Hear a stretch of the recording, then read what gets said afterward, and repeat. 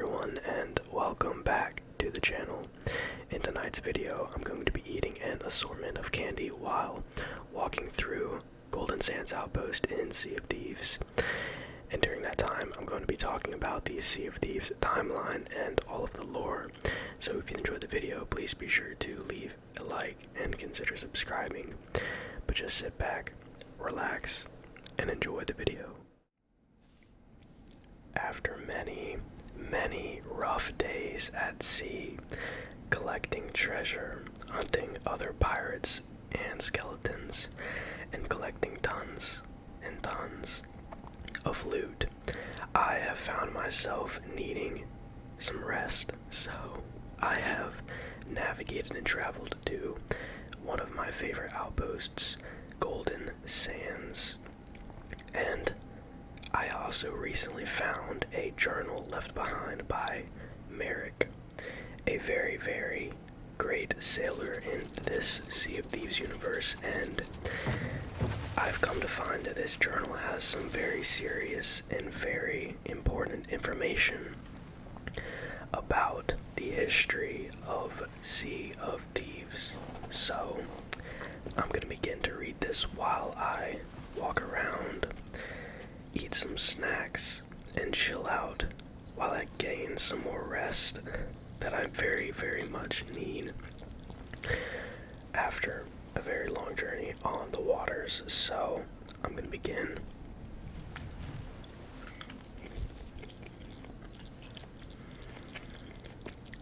This is the Sea of Thieves timeline.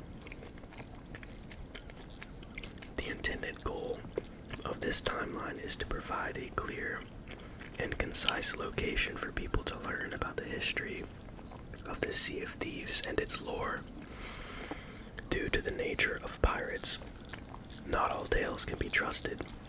We've tried our best to place the events where we feel they make the most sense, but this is not set in stone. If new information comes to light in the future, this timeline will be amended to reflect that. In a similar vein, the timeline will be continuously updated as new aspects of the lore come to light. Unfortunately, Merrick has since passed away, so I don't think we'll be getting any updates. So, the ancient era.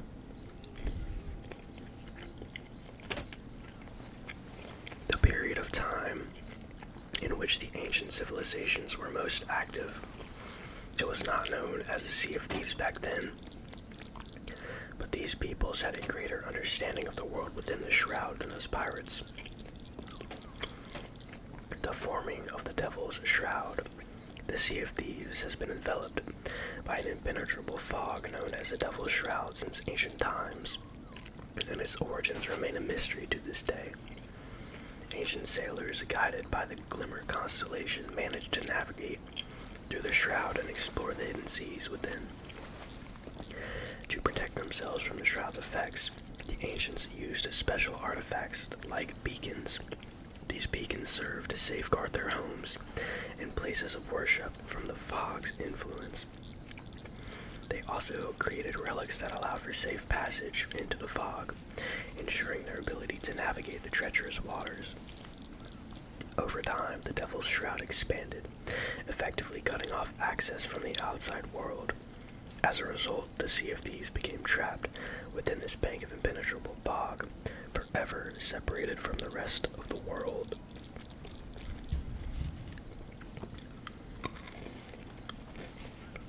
The civilization of the ancients.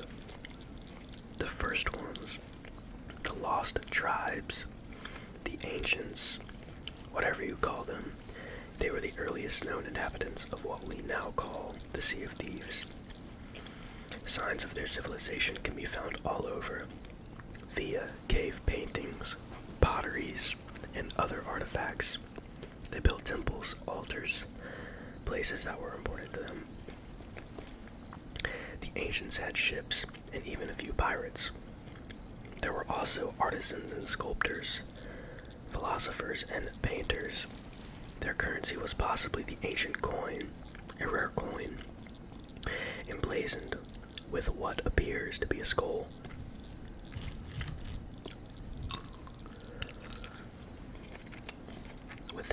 culture, specific titles and roles were given to chosen individuals who lived up to their potential. Such known roles are the warrior and the high priest. Some individuals even took on the mantle of sacred animals that were represented in the star constellations. It is unknown if they were all one united people, or if they lived in different tribes. The monolithic statues found on Tribute Peak at least suggest that there were 10 key figures in their society.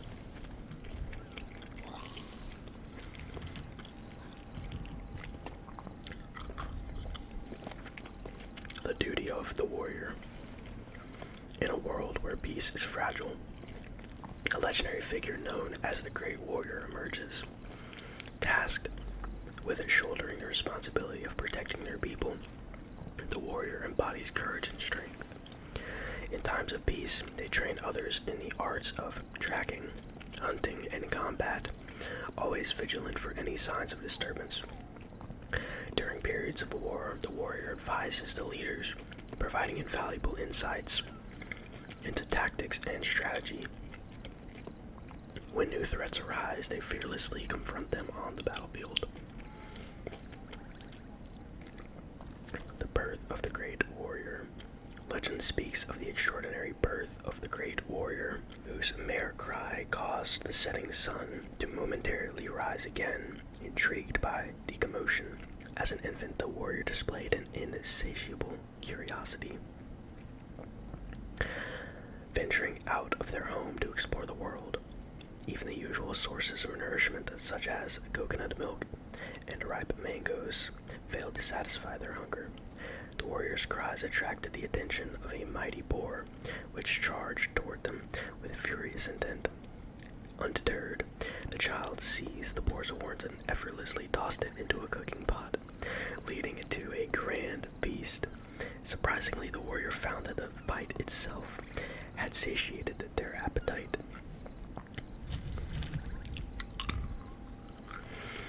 The reflection of the Great Warrior. Seeking a worthy opponent for the Great Warrior, the king approached Patient Turtle, who dwelled in slumber on the seabed. Desperate for a suitable challenge, the king sought counsel.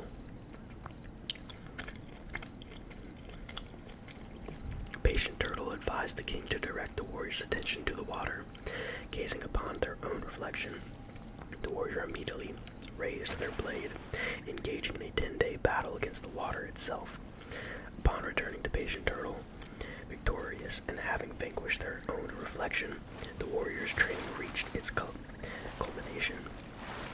Patient Turtle returned to its slumber, content with the warrior's growth and their readiness to face any adversary.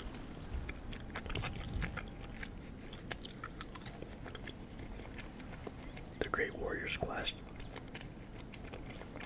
Having grown into adulthood, the Great Warrior embarked on a nomadic journey, venturing far and wide to eliminate monstrous creatures and assist those in need. When confronted with the menace of many arms, a creature devouring ships, and child of Old Mother, the warrior devised a daring plan, intent on drinking the ocean dry to expose many arms to the lethal sunlight. The warrior's actions drew the desperate pleas of the people, whose lives relied on the waves. Despite their objections, the warrior reached beneath the water's surface, ensnaring many arms and presenting it to the king. Touched by compassion, the king kept many arms as a pet, sparing its life.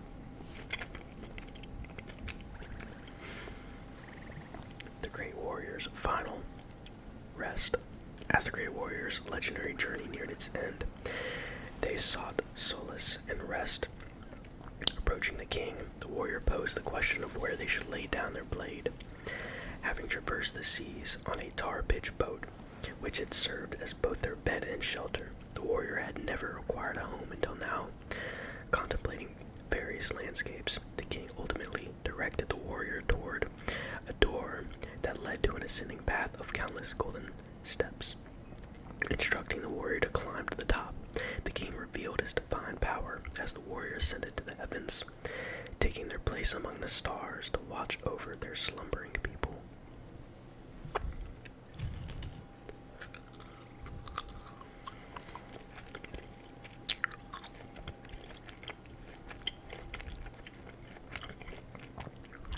the civilization of the Merfolk. The ancients were greatly appreciated by the Mer people, or Mer people. The latter used to uncover precious stones and gems in the very deepest parts of the ocean to bring them back to the meeting places as a gift. The Mer communicate with sounds that are unintelligible to humans. This language is referred to as their song. With the purest pearls, the ancients crafted magical earrings that allowed them to hear the Merfolk song and be understood in kind. Old Mother, the oldest and largest kraken known to have existed, had a relationship with the Sea Queen, a monarch of the Merfolk, but became angered when the queen broke her promise. Possibly due to this breaking of a promise, Old Mother used to feast on the Mer. The mighty kraken woke every century or so to feed, and before settling back down to sleep again. A forbidden love. There was once an ancient warrior who fell in love with a sea queen of the Merfolk. Their love was all-consuming, and neither could imagine life without the other, so they began to search for a way to bridge the gap between their two worlds. The warrior was willing to do anything to be by her side and attempted to harness the powerful forces of the Sea of Thieves. The ancients feared what would happen if the warrior was to upset the balance of the Sea of Thieves. To put a stop to it, the ancient king sought the assistance of the high priest to prevent the warrior from meeting with the Sea Queen. The high priest used a potion to change their voice, mimicking that of the Sea Queen, and lure the warrior to an unknown island. There, the high priest attempted to poison the warrior with an arrow. The high priest was not successful, however, as the poison was not enough to put down the warrior, and they were flung from the cliff and into the sea.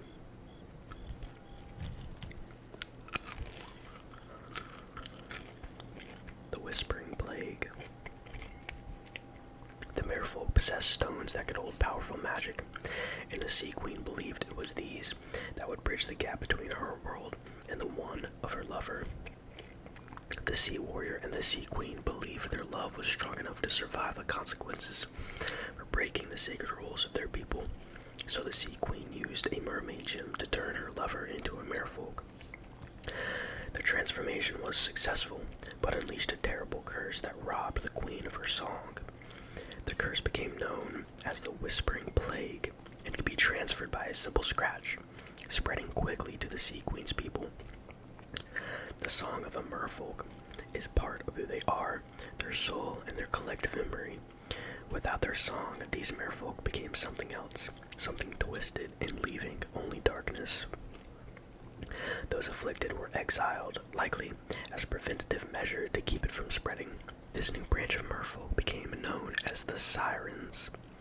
When they found their voices once more, theirs was now a song of sorrow. The Siren Song, a grief for all that they had lost.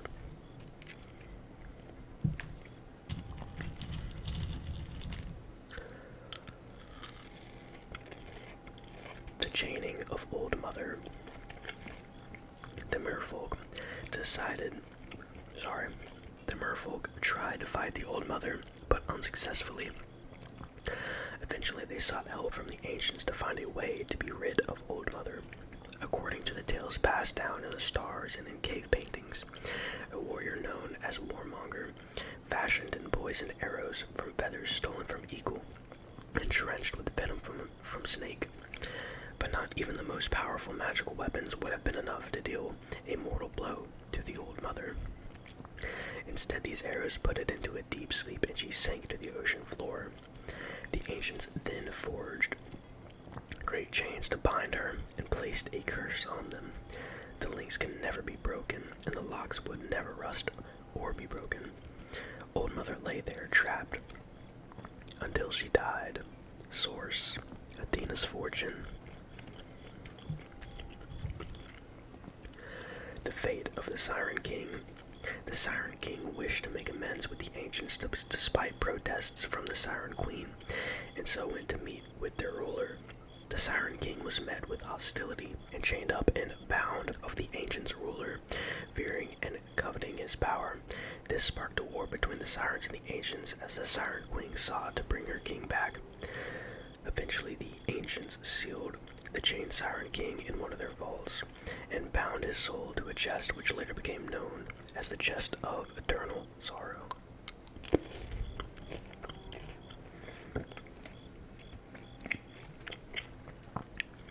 The War Below the Waves.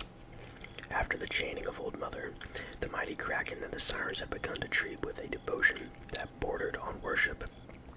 In bounding the Siren King's soul into a chest, the Ancients found themselves embroiled in the war of the Merfolk against the Sirens. To expand her army on land, the Siren Queen bound the souls of the Ancients she caught into mermaid statues. With the power of the mermaid gems, she turned them into what she called ocean crawlers and corrupting the gems, now known as Siren Gems. Nowhere was safe, on land or sea. A warrior vowing to end the war once and for all took her blade and strode fearlessly into the sea, forcing the Sirens to retreat into the darkness. The Ancients used mermaid gems to hold an immense power that forced the Sirens to slumber. Once the warrior returned home, she brought back with her the curse of the sunken sorrow. The Ancients entombed her remains into the vault of the Shrine of the Ancient Tears and sealed it for the danger it contains. Source: Shrine of Ancient Tears, Journal, War Below the Waves. The Ancients' dreams of the dead. In a land where most struggle to remember their dreams, a select few experienced vivid and meaningful visions during their slumber. Recognizing the potential significance, the dreams of the kings and queens were diligently recorded by the priests, seeking hidden wisdom and portents of the future. Among these dreams, a recurring theme emerged: communication from the deceased, offering messages of unfinished tasks, hidden knowledge, and prophecies spanning countless lifetimes. The priests continued their meticulous documentation of the ethereal prophecies.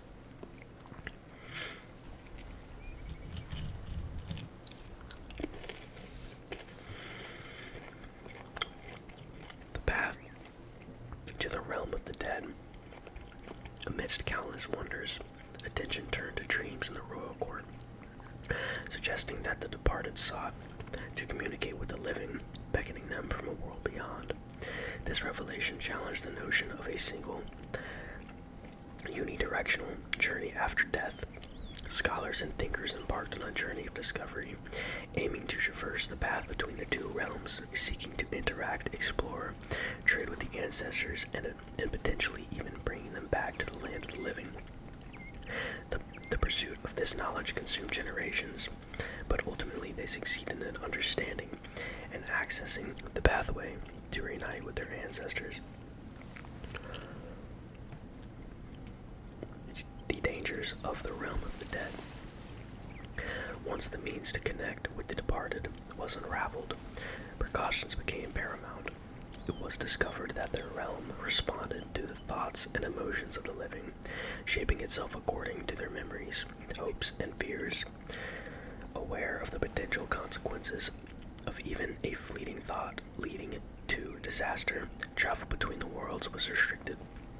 Powerful weapons, crafted using accumulated knowledge, were hidden away until their necessity arose. A once potent temple was cast into the depths to prevent cataclysmic consequences. Yet, one among the priests dared to explore the audacious idea of merging the two realms. He comprehended the necessity of keeping the world separated to maintain harmony between the realm of the living and the realm of the dead.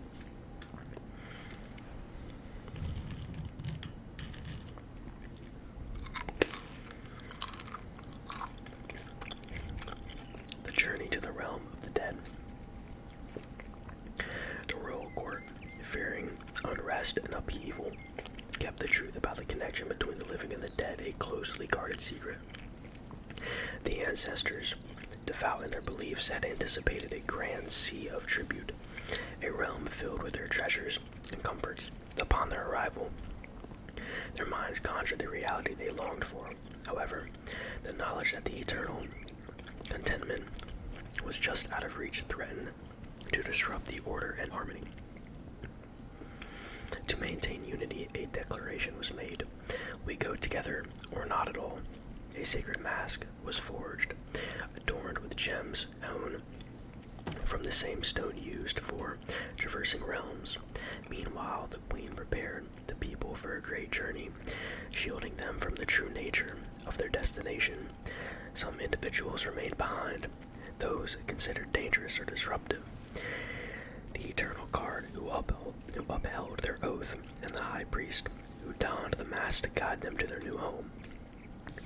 After accomplishing their mission, the veil was dismantled to safeguard its potential power from falling into the wrong hands. By offering it to the depths, they entrusted the shrouded ghost with the casted headpiece, ensuring its secrecy, while also concealing the stones in locations where they would remain undiscovered.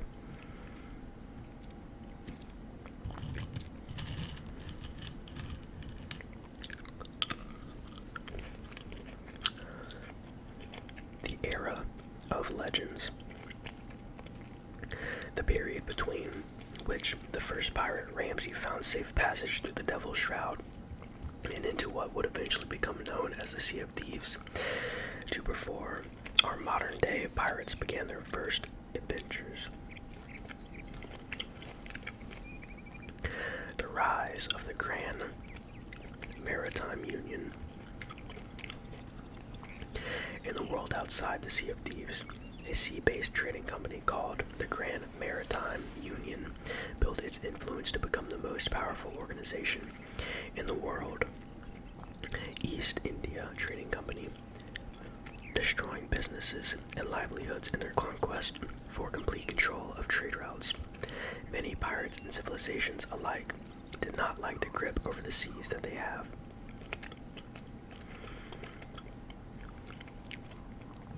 Daydreaming at Old Sailor's Isle, fascinated by the Devil's Shroud, keen to find a way through it, Ramsay spends much of his time on a small island that appears to be closest to the bog as possible. Dreaming of piles of glittering gems or huge leviathans the size of galleons, Ramsay wonders what lies on the other side of the bog. He records many attempts with various ships of different sizes to find out the twisting routes that provide safe passage through the shroud. Source: Tall Tales, Maiden Voyage Journal. So near and yet. The crossing of the Devil's Shroud. Knowing he'll need specialized help if he wants to cross the shroud, Ramsay seeks out additional crew members and a ship. He visits Magpie and Shipwright and buys a tiny vessel for this voyage to cross the shroud.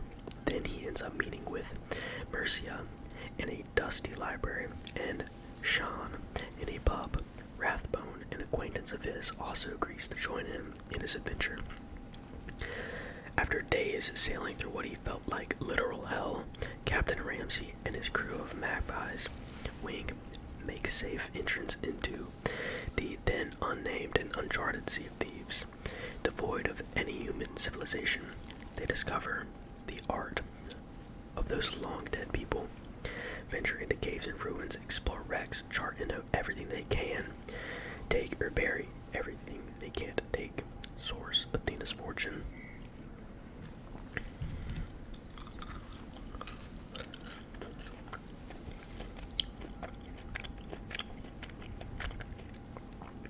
Rathbone's Secret Pact. After spending a month in the places surrounded by the Devil's Shroud, Ramsay and crew return home to tell the stories and regale unbelieving pirates with tales from their adventures. Stitcher Jim calls Ramsay a liar to avoid telling how he had made the crossing and how others might do the same. In disagreement with Ramsay to keep this knowledge to himself, Rathbone secretly gives Jim a copy of the map to cross a shroud in exchange of his loyalty. Jim quickly takes this opportunity to get some coins by selling the map to other pirates. This then marks the beginning when pirate crews venture through the shroud and into the uncharted waters of what they call the Sea of Thieves. Setting up Thieves' Haven hideout. Ramsay and crew return to the Sea of Thieves and decide and creating a hideout on the island that is now known as Thieves Haven, stashing their loot and belongings there whilst out on other voyages. During their time on Thieves Haven, Sean invents various things, including an expanding metal that allows Fire people to be made. Mercia becomes interested in the magical properties of the Sea of Thieves and starts documenting everything for her library. One night, after returning from a voyage, Ramsay and crew find their hideout ransacked, the place ruined and their treasure stolen. It is later revealed that this was planned by Rathbone, who was growing discontent by the way that Ramsay was doing things.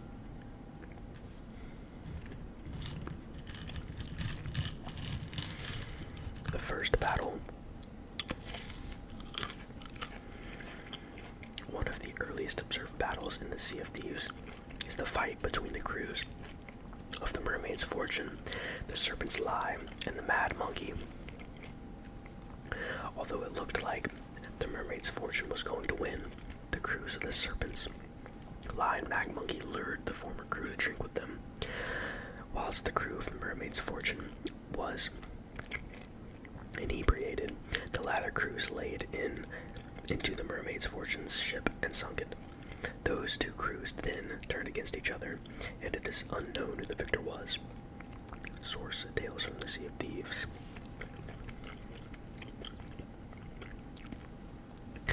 Making contact with the Merfolk. One evening in a tavern, Mercia meets an old woman who tells her that she has seen something strange in the water and made a detailed map to find back this place. In her quest to find some of the magic of the Sea of Thieves, Mercia decides to recover this map from the wreck of the old woman's galleon that sank after battle. After retrieving the map, Mercia and crew set sail very closely to the Devil's Shroud at this location that is barely an island and is only a sinkhole at its center. During their exploration in these underwater tunnels, Mercia and Ramsay discover a mysterious chamber lit by magical blue flames and two pearl earrings. The moment Mercia put the earrings on, the strange echo that surrounded the maze became a joyful chorus. The two mermaids and their queen appeared in the central pool. The earrings were allowing Mercia to communicate with the Merfolk. The latter thought Mercia and Ramsay were the descendants of the Ancients and remembered them.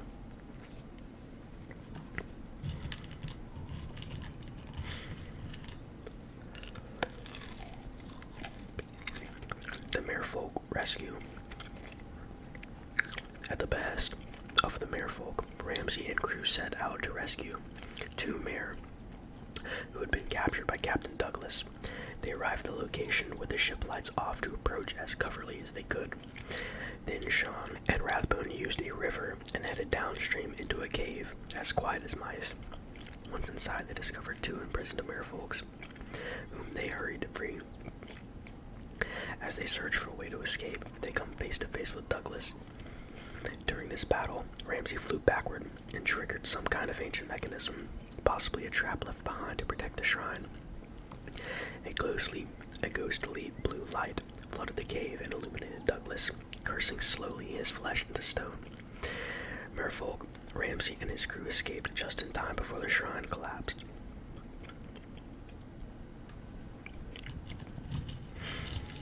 Unshackling Old Mother. Returning the favor of the rescue of the Merfolk, Ramsay and crew are brought to the shackled remains of Old Mother. They are believed to be somewhere in the wilds and are large enough for a galleon to sail through with plenty of space. Reduced to a mass of bones, the chains no longer had a reason to be there, so Ramsay commanded his crew to remove the locks and chains and bring them to their ship. Ramsay set his crew to reworking the enchanted chains into locks and keys for treasure chests, so that no one without the proper keys can open the chests. During this time, they also learn more about the magic of the Sea of Thieves, particularly how to enchant objects.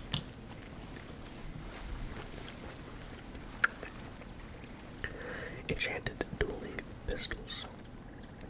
In an adventure adventure that is yet to be told.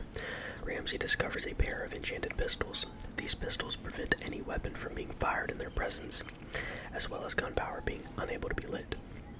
One of these pistols can be found in the Unfired Pistol Tavern, which Ramsay bought and made Rowena the proprietor of.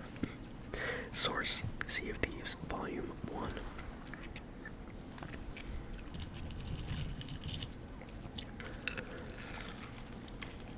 The parlay of Golden Sands Outpost, where we're at right now.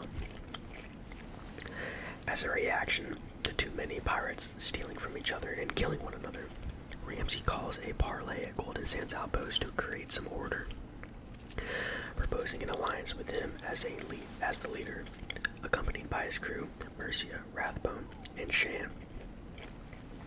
But there were also notable pirates like the Gideon Greymarrow, Eli Slate, Briggsy, and Stitcher Jim, who attended this parlay. Ramsay presented during this parlay treasure chests that had been locked with the enchanted chains and locks, with the only way to open them was with the set of skeleton keys he had in his possession. These treasure chests weren't the only ones he made, as he had many more across the islands of the Sea of Thieves. The parlay was interrupted by the arrival of a Kraken that had been awoken when Old Mother's remains were disturbed. The pirates present banded together to fight off the Kraken. Shan used a chest of sorrows in the battle to defeat the Kraken.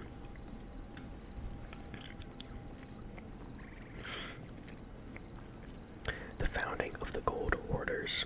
Amid the chaos of the Kraken attack during the parlay of Golden Sands Outpost, Rathbone took the opportunity to steal the set of skeleton keys from Ramsay and to betray his former friend and captain. Rathbone then sets up the Gold Order Trading Company, using a suggestion from Stitcher Jim to get pirates to find the locked treasure chests. The deal is that the Gold Orders, who have access to the skeleton keys, will open the treasure chests and give a cut of the gold to the pirate who gave them the chest. That's pretty interesting, guys. I did not even realize that. Molly's arrival.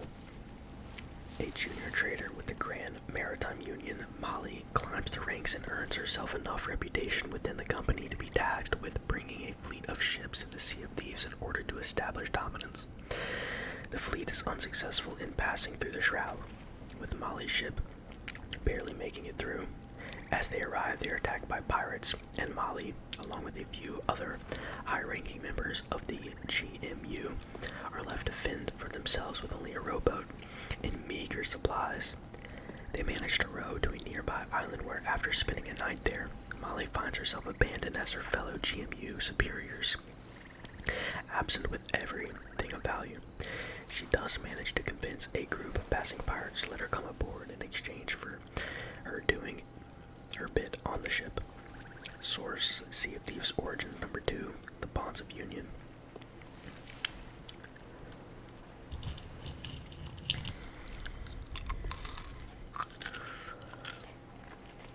The founding of the Order of Souls. After witnessing a vision from an enchanted skull, a young Madame Olivia seeks the Sea of Thieves with 2 friends and sets up the trading company as a means to attain the self she saw in her vision. The gold hoarder, Heathcliff, is instrumental in her setting up the trading company. The Order of Soul works closely with the gold hoarders, providing them with maps to buried treasure that they glean from scrying the skulls of dead pirates. They also wish to rid the Sea of Thieves of its skeletal and to earn all of its arcane secrets. The founding of the Merchant Alliance.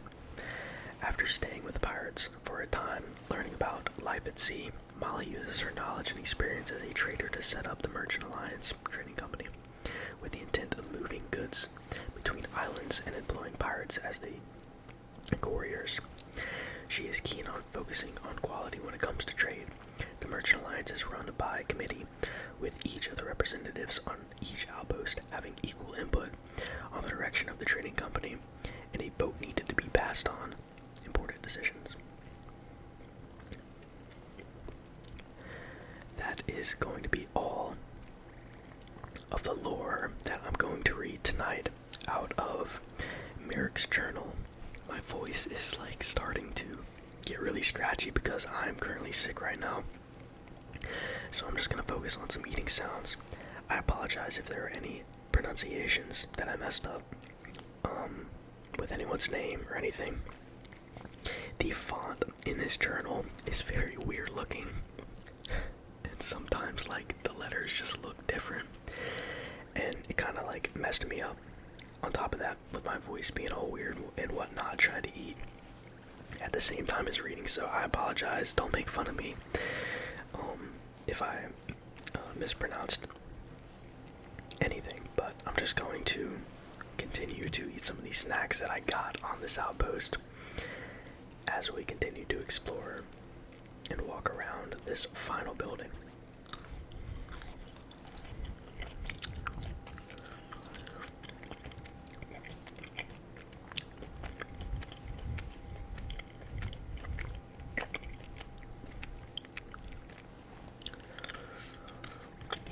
I was surprised to find they had Sour Patch Kids for sale. That was a little weird.